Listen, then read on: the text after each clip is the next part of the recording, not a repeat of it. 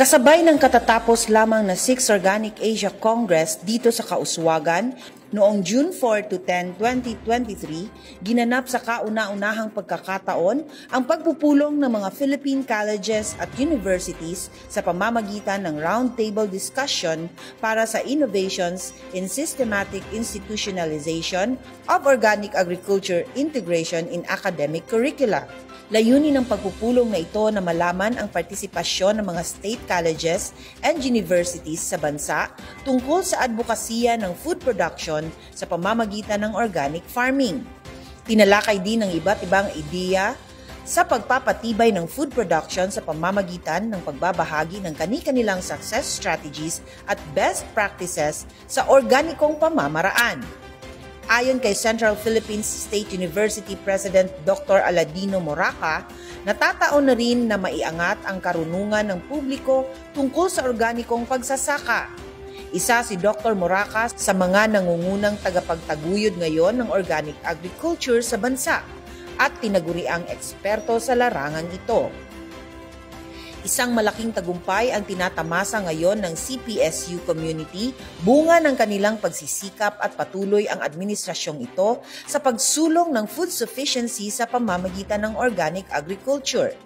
Ang exposure ni Dr. Moraca sa organic agriculture ay noong nagsimulang magturo ito sa CPSU. Sa loob ng halos 28 taon ay konektado sa NGO at sanay sa community development work si Dr. Moraca. Pagkaraan naman ng 14 na taon, sinubukan nito ang private sector na may advokasya din sa organikong agrikultura na nagsusulong naman ng paggawa ng makinarya upang tulungan ang maliit na magsasaka at maging mas madali ang organikong pagsasaka. In our advocacy and doing lecture with the students, I am always highlighting three major points. This is now the right time that young people will move and address problem of humanity. Second, we need also to move and do action because we need to take care now of our environment. No tomorrow, no yesterday. This is the day. And then the third, what will be the role of the young people in popularizing or expediting the process of the best practice learned from school, acquiring the knowledge being provided as input on organic agriculture because they are the strong pollinator and linking facilitator in the future. But I always highlighted to them, this is the way that we need to live as a good Christian, as a good person, and a responsible citizen, and sensitive to the needs of all the people. That's why this is the game that I am always trying to emphasize to the young people. Ayon sa kinatawan ng Polytechnic State College of Camiguin, sisimulan na ng nasabing institusyon ang inisyatiba sa pamamagitan ng pag-engganyo ng kanilang mga mag-aaral na sumabak sa pananaliksik tungkol sa organic agriculture. Samantala, nagbigay ng kanilang commitment ang lahat ng dumalong academic institutions at inilatag ang kani-kanilang mungkahi para sa pagpapalakas ng support system na manggagaling sa mga administrador, mananaliksik, magtuturo at mag-aaral para sa pagpapalaganap ng kaalaman tungkol sa organikong pagsasaka. Sa unang parte ng roundtable discussion, iminungkahi ni Mindanao State University Iligan Institute of Technology Vice Chancellor for Academic Affairs Dr. Efraim Metilio na pagtibayin ang pakikipagtulungan o partnerships sa pagitan ng mga paaralan. Nagkaroon din ng dialogo ang mga kinatawan at nang tinanong ni Dr. Metilio si Dr. Moraca kung ano ang mga hamon nito sa kanyang pamamalakad.